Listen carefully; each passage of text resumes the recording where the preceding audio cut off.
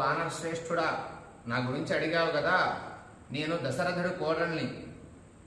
నేను నా వివాహం తర్వాత అందరికీ, మానవులందరికీ ఉన్నటువంటి సుఖాలతో, భోగాలతో, భాగ్యాలతో, బంధువులతో నేను 12 సంవత్సరాలు సమాద్వాదశ తత్రాహం, నేను నా భర్తతో కలిసి రాఘవస్య నివేశని 12 సంవత్సరాలు అయోధ్యలో అన్ని సుఖాలు అనుభవిస్తూ సుఖముగా సౌఖ్యముగా బంధుగణముతో మామగారు, అత్తగారు, మరుదులు అందరితో కలిసి 12 సంవత్సరాలు సంతోషంగా ఉన్నాను.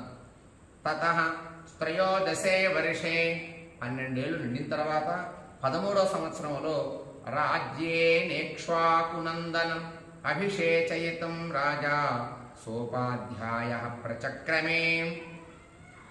మా మామగారైనటువంటి దశరథ మహారాజు శ్రీరాముడిని పిలిచి, నిన్ను రాజుని చేస్తున్నాను అని శ్రీరాము